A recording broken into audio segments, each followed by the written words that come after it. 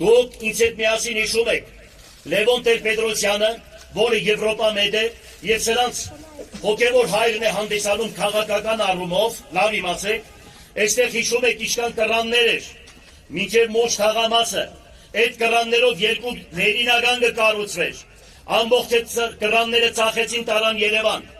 ուրեմն պատկերացրեք, երկրաշարժից հետո այդքան ռուսների ուղարկած շին մատերիալներով կարելի էր մի Հայաստան կառուցել այդքան գումարներով, եւ այդ բոլորը մղսեցին, չեմ ասում, ամբողջ քաղաքի գործարանները համալրվել էր ժամանակակից 21-րդ դարի վերջի մեքենասարկավորումներով, պատկերացրեք, ամենավերջի մեքենասարկավորումներով, բոլորը վաճառեցին թուրքերին եւ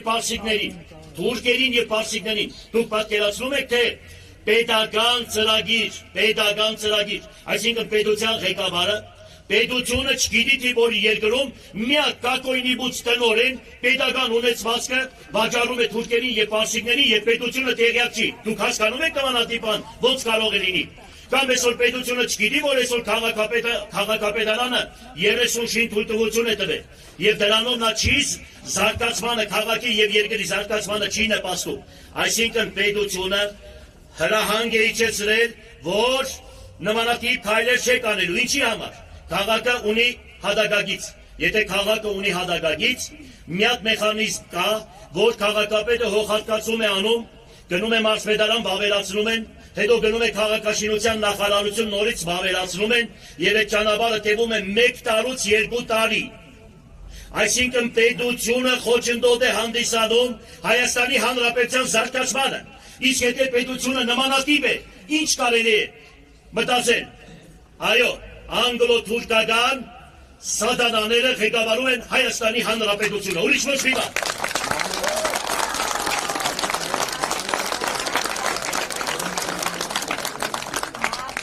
40,000 տնակ են քերացրել քաղաքից, 40,000։ Այն ժամանակ ինձ մեղադրում էին, որ մարդիկ բնակարան էին ստանում,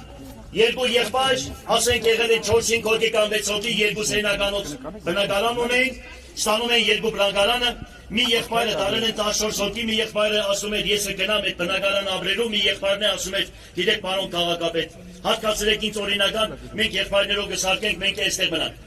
Որ եկա, խոսք եմ տալիս բոլորի դաշտի առջև, չեմ նայելու ոչ մի պետական հրանգի,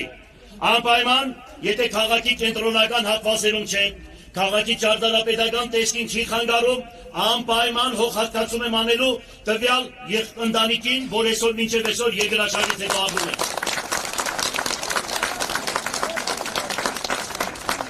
Քաղաքում կար 8 հիվանդանոց,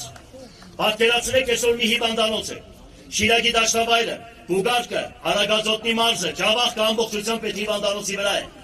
Եվ այսօր պատկերացրեք ինչ վիճակի մեջ է հիվանդանոցը, չնայած այդ հիվանդանոցը ես եմ արել, որ կառուցել են Գյումրի քաղաքում, լավ իմացեք։ Ուրեմն մեզ պետք է երկրորդ հիվանդանոցը պարտադիր։ Քաղաքապետարանը պետք է պարտադիր ունենա իր սեփական հիվանդանոցը, իր սեփական շահույթների որոշակի մասը գալու է Գյումրու քաղաքապետարան, եւ այն մարդիկ, որոնք հնարավորություն չունեն, քաղաքապետարանը պետք է օգնի նրանց, որովհետեւ այդ հիվանդանոցում իրենց առողջության հարցերը կարգավորի։